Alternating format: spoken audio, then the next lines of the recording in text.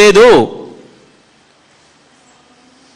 కన్నెపల్లి పంపు నుంచి ఏదైతే 2 టీఎంసీలు లేపుతామో అవి చక్కగా అన్నారం దగ్గరికి వస్తాయి. అదే నీళ్లను మళ్ళీ పైకి లేపితే మళ్ళీ సుందిల నుంచి మళ్ళీ ఎల్లంపల్లి వరకు అవే 2 టీఎంసీలు వెళ్ళిపోతాయి. ఆడ నిలబడితే మహా అయితే ఒక్కొక్క టీఎంసీ నిలబడతాయి. సుందిలలో అన్నారంలో నిల్వ ఉండేవి ఒక్కొక్క టీఎంసీ మాత్రమే. మిగతా 2 టీఎంసీలు ఎత్తుతూనే ఉంటాం. 3 టీఎంసీలు నిలబడితే చాలు. ఇక అజ్ఞానపు ఆ మంత్రి చెప్పే మాట, దాన్ని ఈ మూర్ఖపు ముఖ్యమంత్రి కూడా సమర్థిస్తున్న మాట, భద్రాచలం కొట్టుకుపోతుంది, 44 ఊళ్ళు కొట్టుకుపోతే సిగ్గుపోతుంది మాట్లాడితే. ప్రజలు కూడా తెలవాలి, రైతులకు. రైతు సోదరులారా, ఇప్పుడు మేము చెప్తున్న మాట, కన్నెపల్లి నుంచి వెళ్ళి ఏవైతే 10 టీఎంసీల నీళ్ళు పోతున్నాయో అందులో నుంచి 2 టీఎంసీలు ఎత్తి పైకి తీసుకొస్తున్నాం. ఈ మూర్ఖులు చెప్పే మాట ప్రకారం ఈ నీళ్లు మళ్ళీ కిందికి జారి వెళ్ళిపోయినా ఈ 2 టీఎంసీలు అన్న కలుస్తాయి. రిపోర్టర్ మిత్రులు కూడా వినాలి. కన్నెపల్లి నుంచి తీసుకొస్తున్న 2 టీఎంసీల నీళ్ళను పైకి తీసుకొస్తే ఈ బ్యారేజీ ఇది కొట్టుకపోతుంది అని ఈ మూర్ఖులు చెప్పింది ఏదైతే ఉందో, ఇది జరిగినా పోయేది ఈ 2 టీఎంసీల నీళ్ళు అందులోనే కలుస్తాయి. మళ్ళీ అదే కాలువల నుంచి తీసుకొచ్చిన నీళ్ళే మళ్ళీ అందులో కలుస్తాయి. ఇక దీనికి భద్రాచలం కొట్టుకుపోయేది ఎక్కడ, ఇంకా 44 ఊర్లు కొడంగల్లు హుజూర్ నగర్లు కొట్టుకుపోయేది ఎక్కడ, నుంచి కొట్టుకుపోతాయి. నిజమే దీని మీద చర్చకు వస్తాడా ఉత్తమ్ కుమార్ రెడ్డి? నీ ముఖ్యమంత్రికి అంత తీరుకుండదు, ఆయన భూముల దందాలు ఉంటాడు. కానీ వస్తావా చర్చకు ఉత్తమ్ కుమార్? నిరూపిస్తావా? 290 టీఎంసీ నీళ్లను ఒకేసారి మోసుకుపోయే గోదావరికి తన దాంట్లోనే ఉన్న నీళ్లు, సింపుల్ ఒకటే మాట, రైతాంగం ప్రజలకు అర్థం కావాలి, ఇళ్లలో ఉండే మహిళలతో సహా. మీరు మీ ఇంట్లో కుండలో ఉన్న నీళ్లు, ఒక గ్లాసు నీళ్లు తీసి మళ్ళీ అదే కుండలో పోస్తే ఆ కుండను పగిలిపోద్దా, పొంగిపోతుందా? అర్థం కావాలి మీ అందరికి కూడా, కెమెరామెన్లతో సహా, రిపోర్టర్తో సహా. ఇవాళ ఉత్తమ్ కుమార్ రెడ్డి ముఖ్యమంత్రి మూర్ఖపు గ్యాంగ్ చెప్తున్న మాట ఏదైతే ఉందో, నీళ్ళు తీసుకొచ్చి ఈడ పోస్తే అది కొట్టుకపోద్ది అని,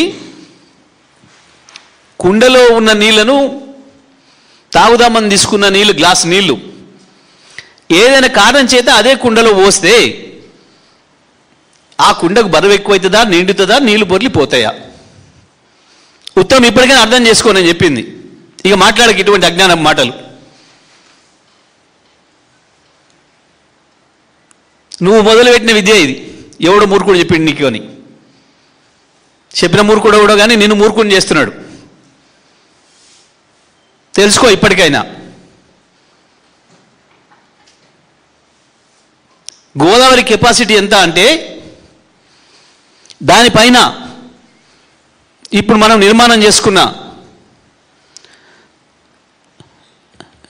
గన్నమల్ల బస్వాపూర్ నుంచి మొదలు పెడి Kondapochamma, Mallanna Sagar, Annapurna, Ranganayak Sagar, mid Maner, upper Maner, SRSP, Yellampalli, Sundilla, Annaram, ఇన్ని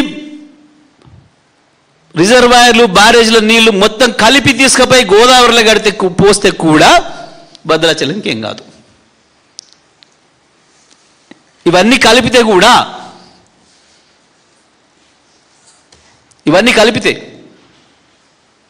ఎస్ఆర్ఎస్పి కాక మిగతావి కలిపితే 140 టీఎంసీలు, ఎస్ఆర్ఎస్పి కూడా కలుపుకుంటే 230 టీఎంసీలు, 240 టీఎంసీలు, 240 టీఎంసీలు ఒకేసారి గోదావరిలో పోస్తే కూడా భద్రాచలంకి ఏం కాలే. ఇంతకుముందు 290 టీఎంసీలు వచ్చినాయి. ముఖ్యమంత్రి, ఇరిగేషన్ మంత్రి జ్ఞానం తెచ్చుకోండి. ఇక బంద్ చేయండి మూర్ఖపు మాటలు. సో మళ్ళీ చెప్తున్నాం మేము, కన్నెపల్లి పంప్ హౌస్ వెంటనే ప్రారంభం చెయ్యాలి. సుందిల్ల, అనారంలకి ఏ కమిటీలు లేవు, ఏవి లేవు. పచ్చి అబద్ధం. ఇదే ఉత్తమ కుమార్ రెడ్డి స్వయంగా కౌన్సిల్లో వాళ్ళ పార్టీ సోదర పార్టీ నాయకుడు పొత్తు నాయకుడు కోదండరామ్ గారు ఎమ్మెల్సీ కాగానే వేసిన ప్రశ్నకు సమాధానంగా ఈ 2 బ్యారేజీలకు ఏమీ కాలేదు, మంచిగానే ఉన్నాయి, ఇంటాక్ట్ ఉన్నాయి అని ఇచ్చిన సమాధానం ఉంది, కౌన్సిల్ రికార్డులో ఉంది.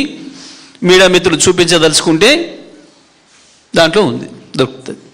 స్వయంగా కోదండరామ్ ఎమ్మెల్సీ అయింది ఎప్పుడు మీకు తెలుసు, తెలంగాణ గవర్నమెంట్ ఉన్నప్పుడు కాదు. ఈయన మంత్రిగా ఉంది కూడా తెలంగాణ గవర్నమెంట్ అప్పుడు కాదు. ఈయన మంత్రి అయినాక, కోదండరామ్ ఎమ్మెల్సీ అయినాక ఆయన ప్రశ్న వేస్తే ఈయన ఇచ్చిన ఆన్సర్ 2 ఇంటాక్ట్ ఉన్నాయి, వాటికి ఏమీ నష్టం లేదు, ప్రమాదం లేదు అని ఈ మాటలతోనే చెప్పినావు.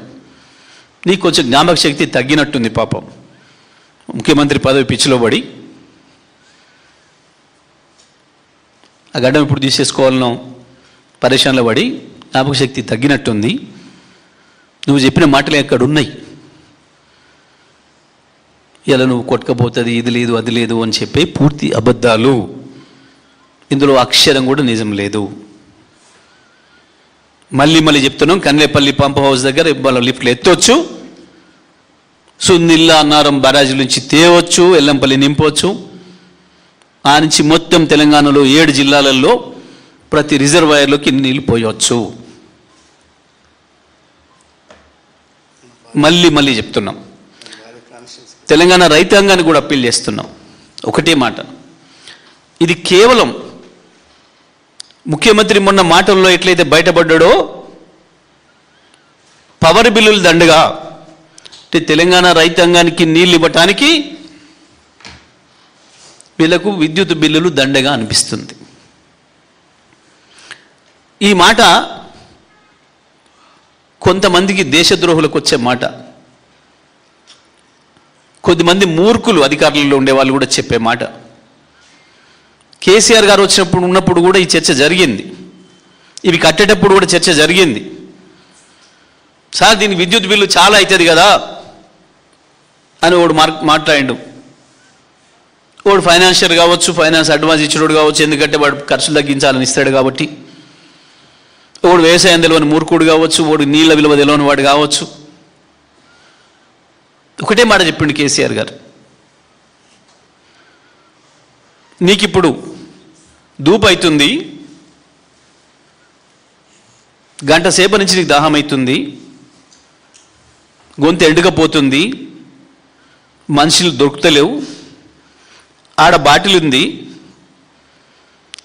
వాడు 1000 రూపాయలకైతే ఇస్తా అంటున్నాడు, కొనుక్కుంటావా కొనుక్కోవా? నాకు చెప్పు ఒకటి మాట అని అడిగాడు. కొనుక్కుంటా సార్ అని మాట్లాడి. అదే బుద్ధి ఉండాలి కదా కొంచెమన్నా. 1000 కాదు 10,000కైనా కొనుక్కుంటావు కదా, నీ ప్రాణం పోతుందని తెలిసినప్పుడు. ఈ జేబులో ఉన్న మొత్తం పైసలు పోయినా ఏం లేదు కానీ ఆ బాటిల్ తిని ప్రాణం కాపాడుకోవాలనుకుంటావు కదా. ఇవాళ తెలంగాణ భూములు కూడా గా స్థితిలో ఉన్నాయి.